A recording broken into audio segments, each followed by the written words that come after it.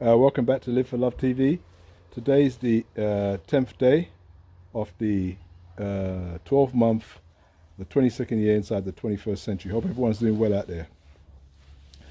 Okay, I want to send my condolences to all my UK subscribers, those who support the UK, support the English football team.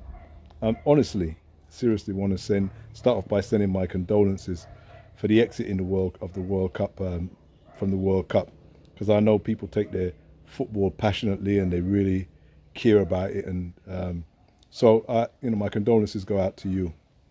But a few things must be said at this point, because we've watched these things and we've spoken about football before, and we've spoken about the English team and about some of the racism over the years.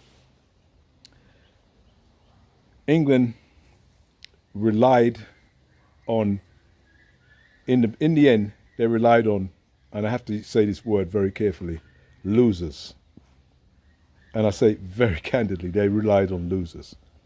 The person who missed the penalty that could have at least got them into extra time has won no major trophies in any league at his club or country. Never. That's what they relied on. And the manager, as far as I know, has never won anything major before he became an England manager, and he's never won anything major since he's become an England manager. So the two most important people, that's the captain and the manager, are, as far as I can see, losers at the highest level. And England relied on these type of people, and again, they've come up short and they've lost. And now they're crying. And instead of them accepting these two people couldn't get them to where they want to get to, it's going to be the referee they blame.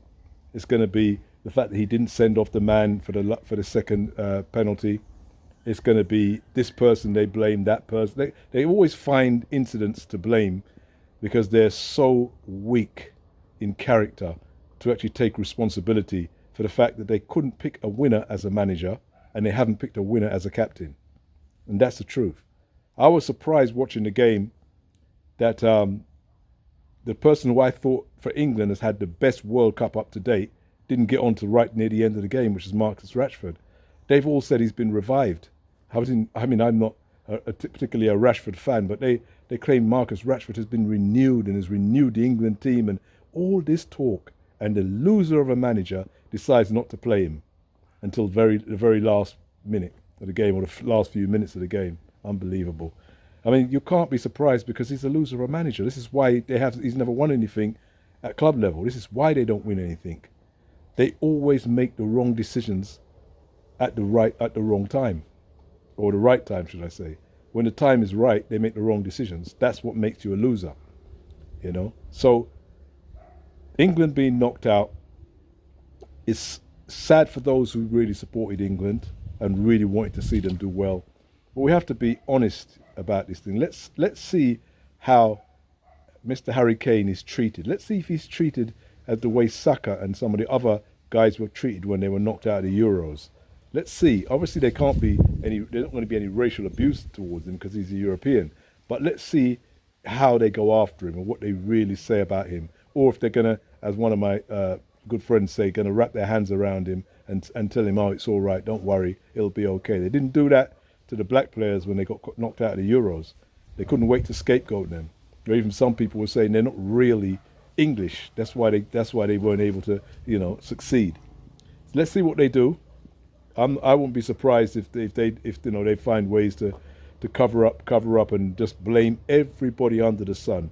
The VAR is going to get the blame again. The referee is going to get the blame. This French person is going to get the blame. This defender. It's always, that's the way the English. And the sad thing is, there are many people that I know that live in the UK who've grown up with a British attitude, and they have the same character as the British. They're always making excuses for why their life doesn't go the way they want it to go. It's very sad, and this is why I told you I started Live for Love TV all these years ago, was to counteract these type of characteristics that I was brought up under, and family was brought up under, and people truly believe that you can blame other people for your failings. This is not how you improve. You always look at what you've done or haven't done, and then that's how you improve. You can't improve by blaming somebody else. That's not, you get no improvement there, you know. So England go home, but I mean bigger teams than them have gone home already. Germany's gone home, yeah, and Germany were, as far as I saw, you know, a ball was over the line, and but they weren't. Germany, no matter what you say about that ball not being over the line when Germany got knocked out, Germany just wasn't good enough. You normally get knocked out when you're just not good enough. That's what being knocked out normally means. You're just not good enough, and England were just not good enough as usual. You know, as usual. This is how they play football. This is how they operate. They find ways of making you think that they are good enough, of making you think that you're supporting winners, but you're supporting losers. So because I know it and I grew up with it and I understand it, and I've heard it for ever and a day, excuse after excuse after excuse. You know, when they do win something, it's normally because they've tied somebody else's hands behind their back before they got in the ring. That's normally how they win, and that's how they've always won from the colonial days. But when it comes to a fair fight, they always end up the loser, and they always end up moaning that the fight wasn't fair as far as they're concerned. So here we go. The World Cup goes on. I don't know who's going to win it. I haven't got my particular interest as teams go. I'll be honest with you. I don't have a dog in the race, as they say. But my favourite footballer currently and over the last, I say, 8 years has been Luka Modric from Croatia and Real Madrid. So I would be happy to see him lift it. I really would be, because I like him as a player individually. I don't particularly think his team's strong enough to win it, but I just like him, and I'll be happy for him. I think he's one of these unsung, underrated players.